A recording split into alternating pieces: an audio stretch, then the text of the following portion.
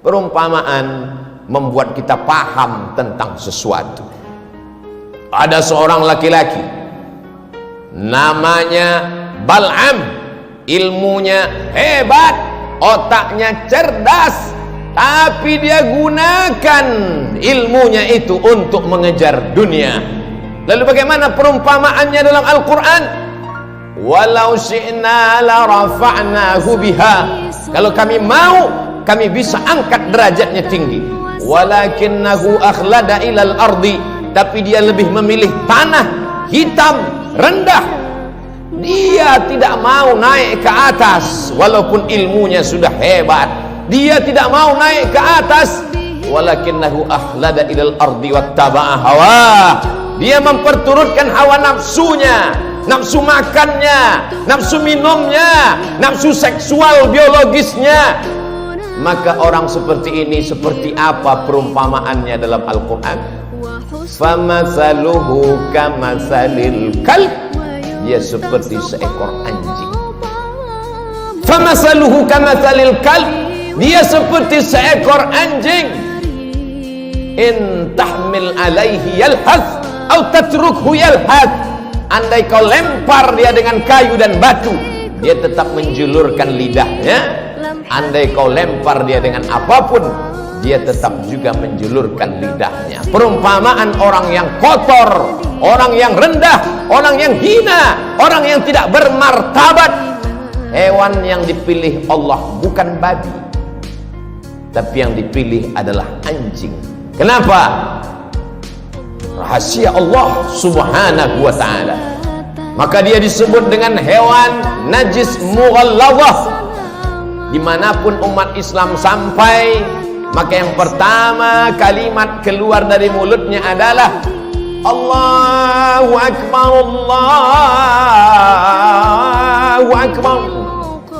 Begitu seorang sahabat Nabi, panglima besar perang, jenderal bintang 5 bernama Amr bin As sampai ke Mesir, maka dia membangun Masjid Amr bin As. Setelah masjid dibangun, kalimat pertama yang berkumandang di Afrika Utara, negeri tertua penuh dengan peradaban, tempat Fir'aun berkuasa, hari itu kalimat yang berkumandang menggelegar di atas bumi Afrika, Allahu Akbar. Setelah nama Allah, maka nama Nabi yang paling mulia.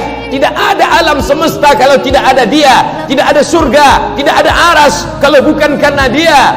Maka kalimat yang paling tinggi setelah Allah, asyhadu anna Muhammadan Rasulullah. Tidak ada yang lebih hebat daripada itu.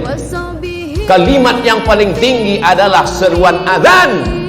Binatang yang paling rendah, paling hina, paling kotor, paling najis adalah anjing. Lalu bagaimana mungkin bisa tersilap dan tersalah mengumpamakan azan dengan anjing? Maka sesuatu yang tidak mungkin masuk di akal manusia. Itulah mengapa sebelum melangkah kaki kita katakan bismillah tawakkaltu 'ala Allah, la haula wala quwata illa billah. Dari bumi Lancang Kuning aku akan pergi ke bumi Pasundan. Aku akan menemui saudara-saudaraku sebangsa setanah air.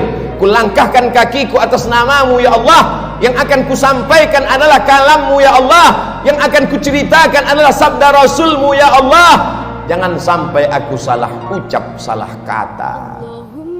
Kita selalu berdoa meminta bimbingan Allah. Sampai-sampai sebelum membaca Al-Quran pun tetap dikatakan, fa idza qara'tal Qur'an, kalau kau mau baca Quran, fasta'idz billah, minta lindung kepada Allah. Supaya apa? Jangan salah paham, jangan salah pikir, jangan salah omong. Karena tidak akan mungkin terjadi menurut akal logika manusia seruan yang tinggi, yang hebat, yang gagah perkasa ketika anak manusia lahir. Pertama kali matanya melihat dunia, yang dibisikkan ayahnya pertama kali telinganya adalah asyhadu an la ilaha illallah. Dan di saat ayah akan mati, meregang nyawa, Tatapan yang terakhir dia lihat adalah tatapan anak lelakinya yang dulu menatapnya pertama kali lahir ke dunia. Suara yang ingin dia dengarkan adalah suara anak lelakinya yang dulu dia azankan saat lahir ke dunia. Maka kalimat yang dia bisikkan ke telinga ayahnya adalah la ilaha illallah. Itulah mengapa kita rindu pada kalimat itu. Kemanapun kita pergi, ke Amerika, ke Eropa, ke Australia, kita akan melihat jam dan akan bertanya, mengapa azan belum bertanya? Mana kalimat-kalimat itu? Sampai masanya nanti kau akan terbujur kaku di ruang ICU. Di saat itu anak menantu sibuk dengan dunianya, kau sendirian di dalam tempat yang sepi di tengah keramaian. Dunia masih hiruk pikuk. Tapi saat itu sayup-sayup suara azan berkumandang dari menara masjid, mencuri-curi masuk ke tepi jendela yang tertutup rapat. Tapi karena mikrofonnya masih keras, dia masih masuk ke ruang ICU. Hayya 'alas shalah.